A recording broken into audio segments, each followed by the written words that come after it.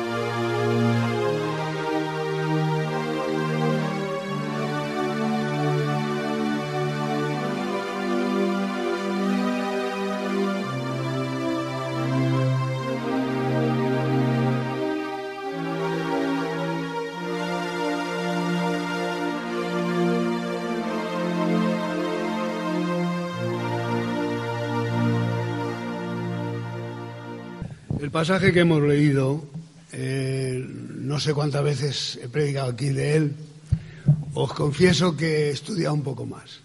Si a alguien le suena conocido, que sepa que también he estudiado un poco más. El versículo que quiero utilizar es el versículo 28, del cual he hablado muchísimas veces, donde simplemente termina la escena. En este momento llegaron los discípulos, se sorprendieron al ver a Jesús hablando con una mujer, pero ninguno se atrevió a preguntarle qué quería de ella o de qué estaban hablando. La mujer, por su parte, dejó allí el cántaro y regresó al pueblo y dijo a la gente: venid a ver un hombre que me ha adivinado todo lo que he hecho. ¿Será este el Mesías? El texto está lleno, como todo el Evangelio de Juan, de multitud de elementos entrelazados que nos dan naturalmente la impresión de ese conjunto armónico del Evangelio, y muchas notas en este pasaje nos hacen esas referencias.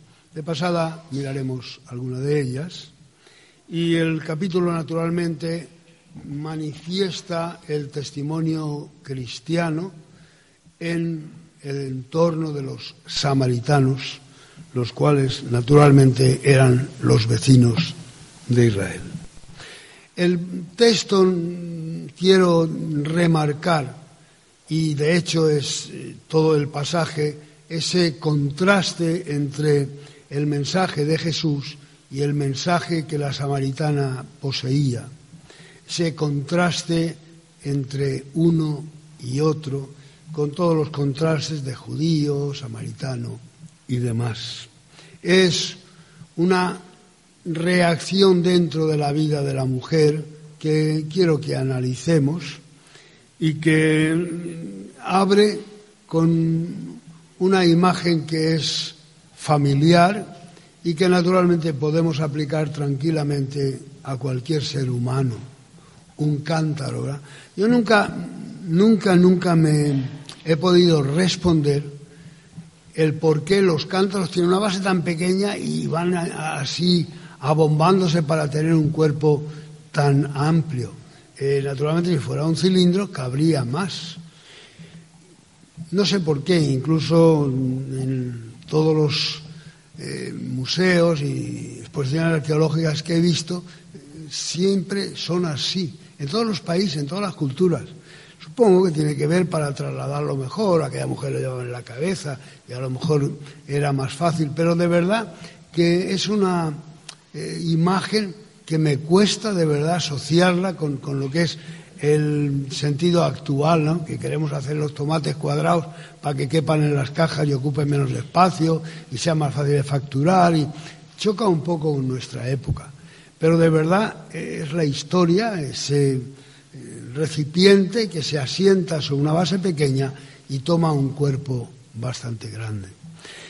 Imagen, por otra parte, muy, muy clara para retratarnos a nosotros, los seres humanos, que con muy poca base tenemos mucho orgullo, ¿verdad?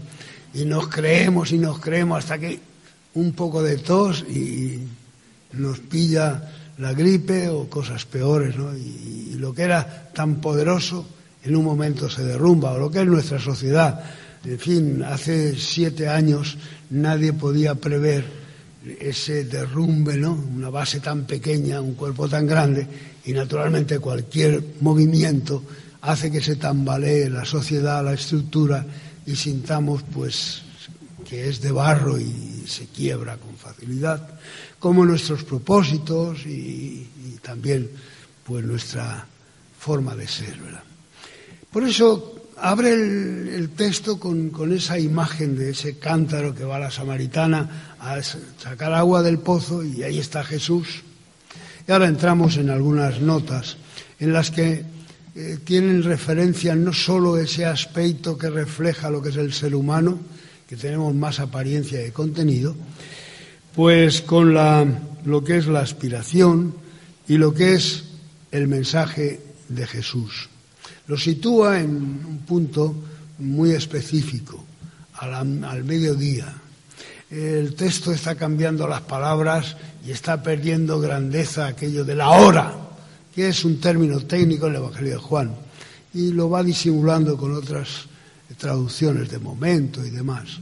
Pero sigue siendo la hora sexta, el mediodía. Justamente Juan 19:14 va a retomar, porque es la hora cuando Jesús va a la muerte. Por lo tanto, es una hora específica que refleja el sacrificio de Jesús. La hora sexta. Y un poquito más adelante, pues nos dice algunos detalles en cuanto a Jesús, que llega cansado y se sienta allí en el pozo, y se sienta naturalmente con esa manifestación de cansancio, palabra que vuelve a expresarla después en la obra que se realiza en la siembra y la cosecha. Pero ese sentimiento de la humanidad de Jesús encarnado, que llega al pozo de Jacob. Y aquí nuevamente hace un juego de palabras para hablarnos del manantial de Jacob, sobre el cual Jesús se sienta y se queda sentado allí, como siendo naturalmente la fuente de agua viva, y después para hablarnos del pozo de Jacob. Es el mismo lugar, es el mismo brocal, solamente refleja el manantial sobre el cual Jesús se asienta y el pozo, que es lo que habían heredado de sus padres. Y allí llega una mujer a sacar agua, y tenemos todo el desarrollo de una conversación donde Jesús va entrando dentro del sentimiento de esta mujer para pasar lo que es simplemente el sentimiento, la cortesía, llegar al corazón y profundizar hasta el alma y hacerle sentir una novedad de vida y una aspiración a participar con ese Mesías que se ha revelado. Creo que el texto, que la mujer cuando está hablando con Jesús llega al punto final y los discípulos llegan y todo se estropea, ¿verdad? La mujer desaparece y se deja allí el cántaro junto a Jesús. La pregunta, naturalmente, y el texto nos lo analiza, es que la mujer dejó el cántaro o se le olvidó. Si pensamos que se olvidó el cántaro, haríamos bien, porque el pasaje nos invita a pensar que hay un sentimiento en la mujer que va desarrollando en la perspectiva de su corazón ese afecto interior que le hace emocionarse, extrañarse, fascinarse, y por lo tanto, fascinada por la impresión que le ha causado la conversación con el maestro, se olvida de su cántaro. Y es que se mueve dentro de un plano donde las emociones van aumentando de sentido, porque está impresionada de una manera grata. Nos dice: ¿cómo tú, siendo judío, me pides a mí de beber? Y las palabras que utiliza son: hombre, eres un hombre, eres judío y me pides a mí. Todo tiene su escala de valores, porque naturalmente la conquista que se ha ido haciendo de la mujer que vota y de la mujer que se expresa, y todo ese sentimiento de la lucha de clases y el sentimiento igualitario y todo esto que todavía estamos luchando por él, es lo que aquí, a primera vista, va a superar Jesús. En su tiempo, naturalmente, una mujer no podía hablar con un hombre en la calle. Era prohibitivo. Pero los samaritanos y los judíos tampoco se hablaban. Entonces Jesús, que es un hombre y que es judío, se acerca a una mujer samaritana y ella se siente sorprendida. ¿Qué es lo que se mueve dentro de ella? Naturalmente, el recuperar el plano de igualdad, el nivel humano, es algo gratificante y seguramente le hace sentir interiormente un nuevo enfoque de la vida, un nuevo enfoque de las relaciones, una persona que supera aquello que era el conflicto nacional y también la situación de clases y personas. Y esto emociona, y lo emociona más por la nota de que el judío le pide un favor: ¿me das de beber? Entonces va acumulando una serie de detalles que le hacen sentir interiormente que ha recuperado una dignidad, que ha recuperado la igualdad del ser humano, que naturalmente puede hacer un favor. Y esto en psicología es tremendamente importante, porque los psicólogos utilizan esto para establecer las relaciones de amistad y recuperar muchas veces situaciones de conflicto en las que, por motivo que sea, se han creado unas antipatías o unas circunstancias de conflicto entre dos amigos, y dice: pídele un favor. Porque naturalmente es una manera de expresar necesidad y también cierta humillación. Y vuelve a restablecer el puente, porque toca el corazón y establece esa relación de dependencia, de afecto. Y la mujer está sintiendo todo esto. Hay la historia de un pastor en Inglaterra, en un barrio de esos dificilísimos, donde pues había más grescas que otra cosa entre la gente. Y los pastores que iban allí salían todos pues silbando y chutando, porque aquello no había quien lo arreglara. Y llegó uno que era un poco más tonto, y entonces abrió la casa y se puso allí en su habitación, más o menos en un apartamento bastante pequeño, y en medio de todo la chusma y todo esto. Y el hombre, a los 2 días, sale y le pregunta al vecino: oye, ¿tú tienes un martillo? Que me hace falta, que voy a clavar un clavito. Y el hombre, sí, yo te lo clavo. Y le clavo el clavito. Y al otro día se acerca otro y dice, oye, ¿tú no tendrás una saeta y quiero plantar unas cosas? Ah, pues sí. Y poco a poco los vecinos le iban haciendo el favor, pero a la vez le iban estableciendo un desarrollo de afecto y de relación humana que sirvió para establecer de verdad una congregación extraordinaria en uno de los barrios más difíciles de Londres. Es un ejemplo histórico, pero corresponde realmente a lo que es el sentimiento, la psicología humana y naturalmente el sentimiento dentro de esta mujer. Ella es samaritana y dice que Jesús tenía que pasar por Samaria, pero los samaritanos no se hablaban con los judíos. Y ese no era imprescindible porque había otro camino. Pero el no era un camino geográfico, sino un camino del sentimiento y de la visión de Jesús, que tenía que ir también a Samaria, porque naturalmente los judíos habían hecho división y los samaritanos eran aquellos malos. ¿No serás tú también samaritano?, le dicen a Jesús. Naturalmente porque había un desprecio a ese pueblo y Jesús tenía que demostrar que Dios había enviado a su Hijo para salvar al mundo, y no a los judíos, y no a los bautistas, sino al mundo. Y entonces, en ese momento, viene a su mente la historia, ¿verdad? Los judíos habían desacrado el templo, lo habían arrasado, el templo de Jericín unos años antes. Los samaritanos, naturalmente, también habían hecho sembrar de inmundicia al templo judío en su culto, ¿verdad? Anteriormente, Samaria era hermana de Judea. El pozo es de Jacob, nuestro padre. Nos lo ha legado nuestro padre Jacob, padre tuyo y padre mío, pero ahora nosotros nos hemos enfrentado.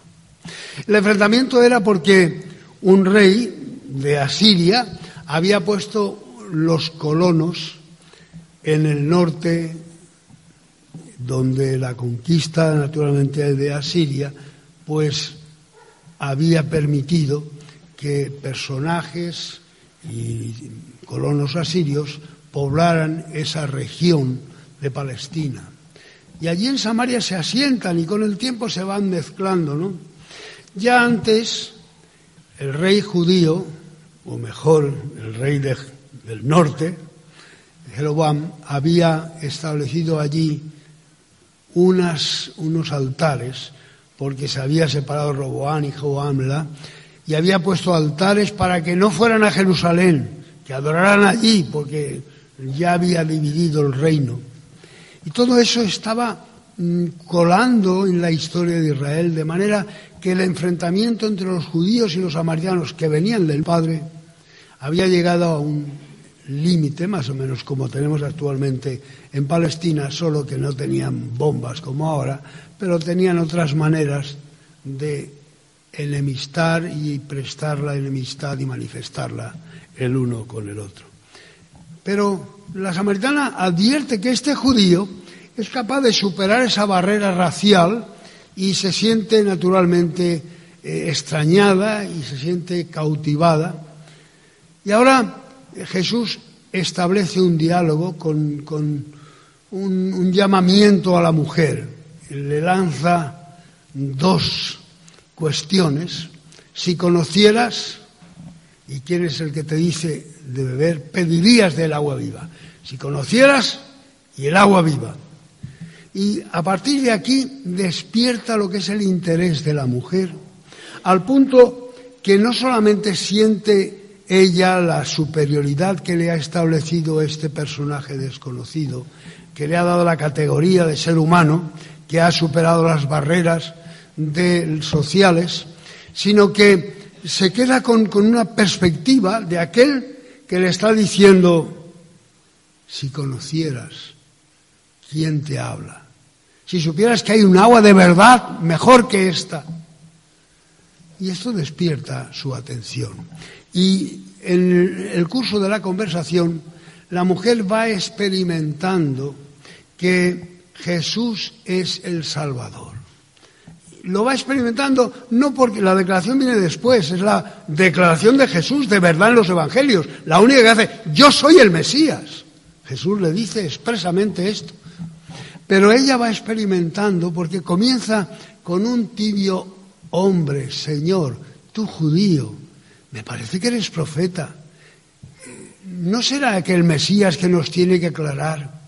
Hay un desarrollo dentro del sentimiento de esta mujer que nos va manifestando que dentro de ella se está operando un cambio tremendo.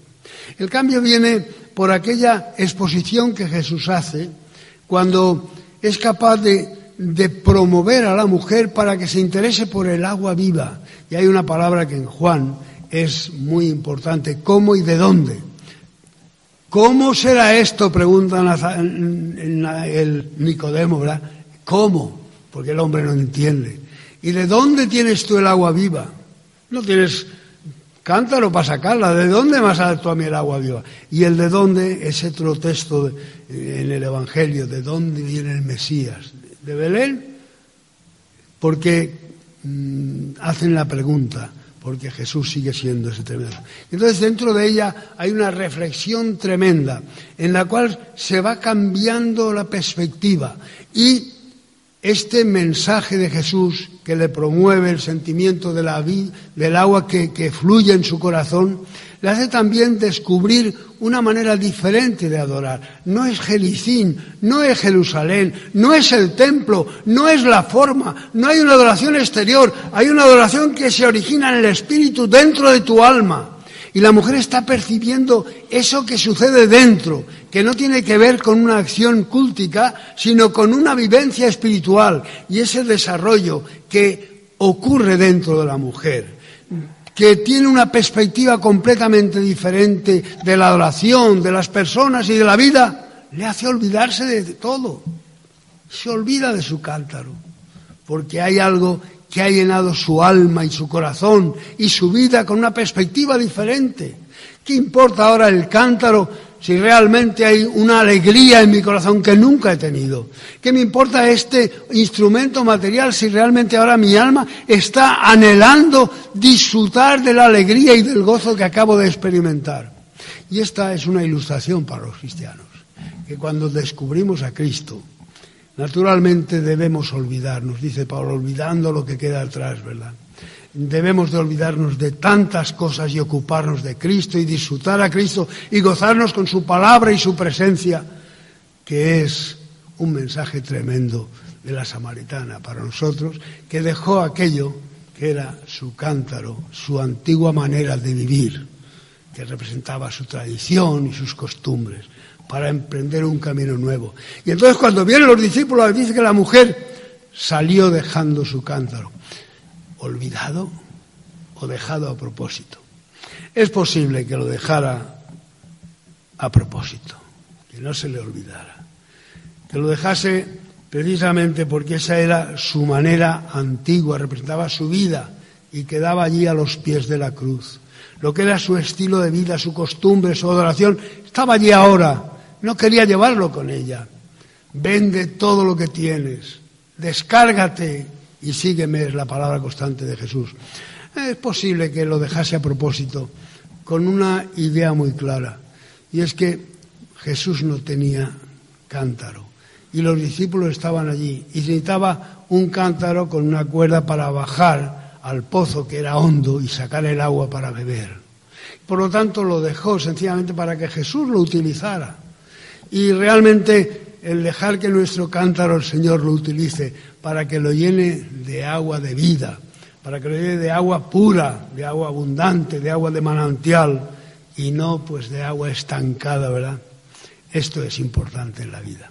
Pero probablemente hay una lección más, y es que lo dejó porque quería volver. Sabía que Jesús era su esperanza, el mundo nuevo que había abierto, la perspectiva diferente de la vida, y sabía que tenía que ir, hacer su trabajo y regresar. Y como señal y prenda de su regreso y de su voluntad, quedaba allí el cántaro cerca de Jesús para indicar que una y otra vez quería volver al Maestro para seguir aprendiendo de Él, para seguir disfrutando de Él, para seguir alimentando su alma de Él.